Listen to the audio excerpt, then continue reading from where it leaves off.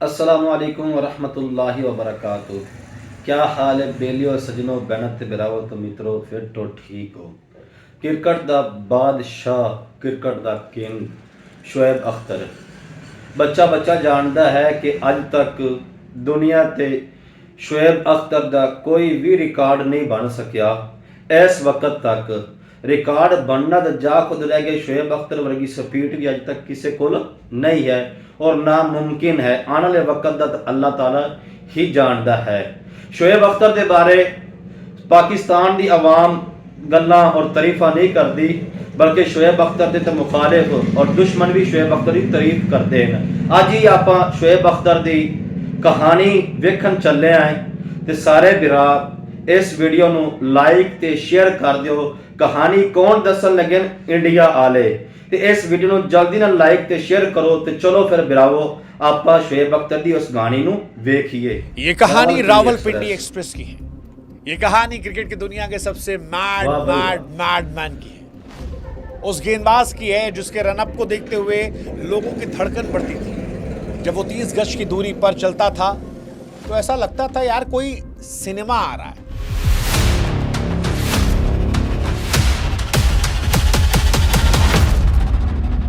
कोई कट नहीं, कोई स्लो मोशन नहीं।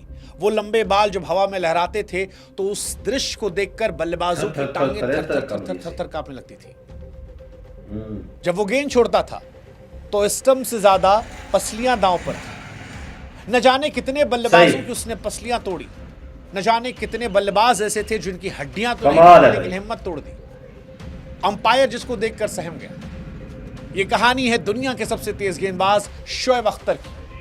वो अख्तर जो पाकिस्तान के रावलपिंडी की धूल भरी गलियों से निकला, जिसे कभी डॉक्टर्स ने कहा था कि शायद ठीक से चल भी नहीं पाएगा, लेकिन जिसने दुनिया को यह बताया कि अगर दिल में आग हो तो चला नहीं दौड़ा जाता है। सही। ये कहानी शोएब अख्तर की ही। ये कहानी उस शोएब अख्तर की जिसने ईडन गार्डन के 1 लाख लोगों को खामोश कर दिया था, जिसने जब 161.3 किलोमीटर की रफ्तार से गेंद फेंकी तो इंसान को मशीन से तेज साबित कर दिया, जिसने ब्रायन लारा से लेकर रिकी पॉन्टिंग तक दुनिया के बड़े सूरमाओं के दिलों में डर बैठाया कि अगली गेंद विकेट पर नहीं जिस्म पर लेगी, जिसने रावलपिंडी एक्सप्रेस। वो शोएब अख्तर जो आया, लड़ा, गिरा, लेकिन झुका नहीं। अब शुरू से शुरू करते हैं। शोएब अख्तर का जन्म 13 अगस्त 1975 को पाकिस्तान के रावलपिंडी में हुआ, लेकिन उनकी कहानी उनके जन्म से पहले एक दर्दनाक हादसे से जुड़ी है। उनसे ठीक पहले उनकी मां हमीदा ने अपने एक बेटे को खो दिया था, जिसका नाम भी शोएब था। हमने ये खेल देखी, जब दूसरा बेटा पैदा हुआ तो दूसरे बेटे का भी नाम शोएब ही रखा गया। लेकिन शुरुआत किसी फिल्मी हीरो जैसी नहीं। शोएब अख्तर दिव्यांगता के साथ पैदा हुए थे, जिसे मेडिकल भाषा में फ्लैट फीट कहते हैं। उनके पैर के तलवे पूरी तरह समान थे। शरीर का संतुलन बनाना मुश्किल था। 4-5 साल की उम्र तक शोएब सही से खड़े भी नहीं हो पाते थे। वो चलते कम गिरते ज्यादा थे। डॉक्टर्स ने शोएब की मां से कहा था कि बीबी शुक्र मनाइए अगर ये बच्चा बड़े होकर नॉर्मल बन गया, खेल खिला। लेकिन जज्बा आया भाई। घर के हालात भी बहुत खास नहीं थे। पिता एक मामूली सरकारी नौकरी करते थे, आमदनी सीमित थी। शोएब के पास ना तो अच्छे जूते थे, ना खेलने के लिए खिलौने, बस जिद थी। वो अपनी मां से बहुत प्यार करते, देखते, उसकी सेहत को लेकर फिक्रमंद रहते और मनी मन तय करते कि इस कमजोरी को हटाना है। 9 साल की उम्र आते आते कुदरत ने चमत्कार दिखाया। जो पैर जमीन पर नहीं टिक रहे थे वो अचानक हवा से बातें करने लगे। शोएब ने दौड़ना शुरू किया और फिर वो कभी नहीं रुके। अपनी कमजोरी को ताकत बनाया। रावलपिंडी की उबड़ खाबड़ सड़कों पर पत्थरों और कंकड़ों के बीच में शोएब ने रफ्तार को पाया। शोएब शीशे के सामने खड़े होकर घंटों वकार यूनिस, इमरान खान, वसीम अकरम की नकल करते, लेकिन गुस्सा उनके अंदर अलग था। हालांकि वो वकार यूनिस से हाईली इंस्पायर्ड थे। फिर आया साल 1997। 1997 शोएब ने डेब्यू किया, लेकिन दुनिया ने असली शोएब अख्तर जो है वो पहचाना साल 1999 में। यह साल था एशियन टेस्ट चैंपियनशिप का और मैदान था क्रिकेट का मक्का, कोलकाता का ईडन गार्डन। सामने भारत की वो बैटिंग लाइनअप थी जिसमें दी वॉल और दी गॉड दोनों थे। 1 लाख भारतीय दर्शक स्टेडियम मौजूद थे। शो रत्ना के आसपास बैठे इंसान को आवाज नहीं। द्रविड़ क्रीज पर थे। शोएब उस समय अपने मशहूर लंबे और डरावने रनअप से दौड़ कर आए। गेंद हाथ से छूटी, लेजर बीम की तरह निकली और इससे पहले कि दीवाल का बल्ला सामने आता, दीवार दरक गई थी। तेंदुलकर। राहुल द्रविड़ क्लीन बोल्ड में थे। स्टेडियम में हल्की खामोशी हुई, लेकिन अगले ही पल शोर दुगना हो गया, क्योंकि अब क्रीज पर तेंदुलकर आ रहे थे। पूरा भारत उम्मीद लगाए बैठा था। शोएब फिर दौड़े, बाल हवा में लहरा रहे थे। किसी सिनेमा की तरह वो सीन था। शोएब अख्तर का रनअप एक्चुअली सिनेमा था। बहुत खिलाड़ी आए, बहुत गेंदबाज आए, लेकिन वो जो दौड़ शोएब अख्तर की थी वो किसी की भी नहीं थी। आंखों में खून लग रहा था और फिर एक और यॉर्कर, और सचिन का भी मिडिल स्टंप पर। एक पल 1 लाख लोगों का शोर सन्नाटे पर।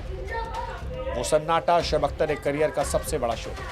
लगातार 2 गेंद पर भारत के 2 सबसे बड़े दिग्गजों को बोल्ड करना कोई तुक्का नहीं था। यह ऐलान था क्रिकेट की दुनिया में एक डॉन आ गया है। उस दिन के बाद शोएब अख्तर सिर्फ एक गेंदबाज नहीं, दहशत बन गए। हालांकि शोएब अख्तर की जिंदगी का सबसे बड़ा लम्हा आया था साल 2003 में। वर्ल्ड कप चल रहा था केप टाउन में। क्रिकेट पंडित और वैज्ञानिक कहते हैं कि इंसान के कंधे और शरीर की बनावट ऐसी नहीं है कि वो 100 मील प्रति घंटा की रफ्तार से गेंद फेंक सके। ये बायो मैकेनिक्स के खिलाफ है। लेकिन शोएब को नियमों की परवाह कहां थी। 22 फरवरी 2003 को इंग्लैंड के खिलाफ शोएब अख्तर का पागलपन 7वें आसमान पर था। वो पहले ही 158-159 की रफ्तार छू चुके थे। फिर वो दौड़ कर आए और वो गेंद फेंकी जिसने इतिहास बदल दिया। सामने बल्लेबाज थे निक नाइट। बॉल गई 161.3 किलोमीटर प्रति hour, 100.2 mile per hour. Stadium की बड़ी स्क्रीन पर यह आंकड़ा फ्लैश हुआ। सारी दुनिया हैरान हो गई और ये आधिकारिक तौर पर क्रिकेट इतिहास की सबसे तेज गेंद थी। शोएब अख्तर ने साबित कर दिया कि जब जुनून हद से गुजर जाता है तो नियम, कायदे, कानून छोटे पड़ जाते हैं। और आज भी इससे तेज गेंद जो है वो कोई नहीं सट सकता। शोएब की स्पीड जो है ना, कोई भी नहीं पकड़ सकता भाई। शोएब अख्तर का खौफ सिर्फ रफ्तार का नहीं था, उनकी पर्सनालिटी का था। और मेरा फेवरेट जो शोएब अख्तर का मूवमेंट है वो है जस्टिन लैंगर के साथ।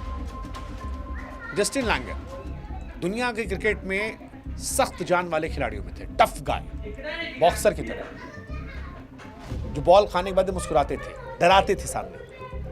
लेकिन शोएब अख्तर ने उनके साथ भी खेल किया। बड़ा इंटरेस्टिंग मैच था वो। शोएब अख्तर गेंद फेंकते हैं, लैंगर शॉट मारते हैं, बॉल पकड़ जाती है। अख्तर सामने आते हैं, आंखों में घूरते हैं, कुछ कहते हैं, लैंगर जवाब देते हैं। शोएब अख्तर जाते हैं, अगली गेंद बाउंसर, पुल करने की कोशिश, लेकिन बॉल इतनी तेज लगती है, ठक से आवाज आती है। आर्म गार्ड लैंगर पहनते नहीं थे। शोएब अख्तर फिर सामने आते हैं, मुस्कुराते हैं। लैंगर उस टाइम तो रिएक्ट नहीं करते, लेकिन फिर वो दर्द उनको महसूस होता है। हेलमेट निकालते हैं, गिरते पड़ते हैं। फिर शोएब अख्तर रनअप पे आते हैं और फिर ऐसे से इशारा करते हैं, मानो डराने की कोशिश थी। तो जो गेंद शोएब अख्तर ने मारी थी, उस पर टक की आवाज आई थी, वो बल्ले से लगने की नहीं थी, वो हड्डी और अंदर के सख्त की टकराव थी। उस दिन लैंगर ने बल्ला छोड़ दिया था। बाद में लैंगर ने माना कि मैंने बहुत सारे गेंदबाजों को खेला है, लेकिन अख्तर अलग थे। जब वो बॉल लगी तो लगा कि बाजू अलग हो गई है। वो इंसान गेंदबाजी नहीं कर रहा था, गेंद नहीं फेंक रहा था, गोली चला रहा था। और शोएब अख्तर, जिसको मैंने कहा मैडमैन मैन, वो हमदर्दी दिखाने नहीं गए, उसे घूरने गए कि अभी और दूंगा, इंतजार करो। टीवी पर अख्तर की स्टाइल और रफ्तार दिखती थी। हालांकि रफ्तार और स्टाइल के बीच वो अपने शरीर से कीमत चुका रहे थे। फ्लैट फिट होने की वजह से जब वो दौड़ते तो घुटने पर सामान्य इंसान से कई गुना ज्यादा दबाव पड़ता। उनका करियर घुटनों को दर्द, टूटी हुई कार्टिलेज और अनगिनत इंजेक्शनों की कहानी है। शोएब अख्तर ने अपनी आत्मकथा में भी लिखा है, कई बार मैच से पहले घुटनों के सिरिंज के जरिए पानी को निकालते ताकि दौड़ सके। डॉक्टर उन्हें चेतावनी देते कि अगर तुम ऐसे दौड़ोगे तो बुढ़ापे में व्हीलचेयर पर आ जाओ। लेकिन अख्तर का जवाब था, व्हीलचेयर पर बैठने की पूरी जिंदगी है, अभी खेलना है। वो पेन किलर खाकर सोते और सुबह फिर पागलपन से गेंदबाजी करते। 14 साल तक ऐसे उन्होंने खेला। साइंस के हिसाब से उनका करियर 4-5 साल से अधिक नहीं चलना चाहिए था। हालांकि शोएब अख्तर का करियर जितना शानदार रहा उतना विवादित भी। उन्हें वर्ल्ड क्रिकेट ने बैड बॉय के तौर पर भी देखा गया। शोएब का मानना था कि वो एक आजाद पंछी है जिसे पिंजरे में कैद नहीं कर सकते। पाकिस्तान क्रिकेट बोर्ड और शोएब अख्तर के बीच हमेशा तनाव रहे। कभी अनुशासनहीनता के लिए जुर्माना लगा, कभी बिना बताए कैंप छोड़ने के लिए। वकार और इंजमाम जैसे कप्तानों के साथ उनके मतभेद रहे। शोएब को लगता था कि सिस्टम उनके टैलेंट को समझने के बजाय उन पर कंट्रोल करने की कोशिश कर रहा है। 2006 में उन पर डोपिंग का आरोप लगा, बैन झेलना पड़ा। 2007 के T20 वर्ल्ड कप से ठीक पहले ड्रेसिंग रूम में मोहम्मद आसिफ को बैट मारने की वजह से टीम से निकाल दिया गया। मीडिया ने विलन बनाया। आलोचकों ने कहा शोएब खत्म हो गए, लेकिन शोएब राख से फिनिक्स पक्षी की तरह उठते थे। वो कहते थे मैं बुरा हो सकता हूं लेकिन नकली नहीं हूं। 2008 में जब दुनिया को लगा कि शोएब का करियर ढलान पर है, तब वो IPL में आए, KKR से खेले। सौरव गांगुली कहने पर ईडन गार्डन में आए। दिल्ली डेयरडेविल के खिलाफ उस मैच में शोएब ने जो किया वो आज भी IPL में लोग याद हैं। सहवाग, गंभीर, मनोज तिवारी, AB डिविलियर्स को इतनी मासूमियत से आउट कर दिया कि हर कोई हैरान था। वो उस पल इतना खतरनाक था कि KKR ने हारा हुआ मैच जीत लिया। स्टेडियम में शाहरुख खान खुशी के मारे पागल थे। शोएब अख्तर पर बाहें फैलाए बादशाहत का जश्न मना रहे थे। 2011 के वर्ल्ड कप में संन्यास लिया। हालांकि आखिरी मैच में उनको अफसोस रहा होगा कि उन्हें इंडिया के खिलाफ खेलने का मौका नहीं मिला, और जिसको लेकर वो कहते हैं अगर खेलने का मौका मिला होता तो शायद फर्क डाल देते। रॉस टेलर ने उससे पहले न्यूजीलैंड वाले मैच में काफी पिटाई कर दी थी, इसी वजह से नहीं मिला था। But Shoaib being Shoaib, cricket संन्यास के बाद शोएब गायब नहीं, हारा वाला भी चल। अच्छा भाई, आप शोएब अख्तर दी गानी तो वेख लई। आपने गानी की सबक दिंदी पई है कि हर नामुमकिन नूं इंसान मुमकिन बना सकता है, ते जिद नाल और जज्बे नाल इंसान किसी भी शै नूं चाहे ਉਹ ਪਾ ਸਕਦਾ ਹੈਗਾ। ਸ਼ੋएब ਅਖਤਰ ਵਰਗਾ ਅਜੇ ਤੱਕ ਤਾਂ ਕੋਈ ਆਇਆ ਨਹੀਂ ਤੇ ਨਾ ਕੋਈ ਆਉਣਾ ਹੈ। ਸਾਡੀ ਪਾਕਿਸਤਾਨ ਦੀ ਕ੍ਰਿਕਟ ਦੀ ਜਾਨ ਸੀ ਸ਼ੋएब ਅਖਤਰ, ਵਸੀਮ ਅਕਰਮ, ਇਮਰਾਨ ਖਾਨ। ਹੁਣ ਵੀ ਕ੍ਰਿਕਟ ਖੇਲੀ ਜਾ ਰਹੀ ਹੈ, ਇਹ ਨਹੀਂ ਖੇਲੀ ਜਾ ਰਹੀ, ਲੇਕਿਨ ਇਨਾਮ ਦੇ ਵਰਗੇ ਤਿੰਨਾਂ ਖਿਲਾੜੀਆਂ ਵਰਗੇ ਹੋਰ ਖਿਲਾੜੀ नहीं आमने। ते अपनी इस वीडियो ਨੂੰ लाइक ते शेयर कर दियो और चैनल ਨੂੰ फौरी सब्सक्राइब कर दियो, ठीक है। तो फिर आप एक नई वीडियो मिलना है। अस्सलामु अलैकुम व रहमतुल्लाहि व बरकातुहू।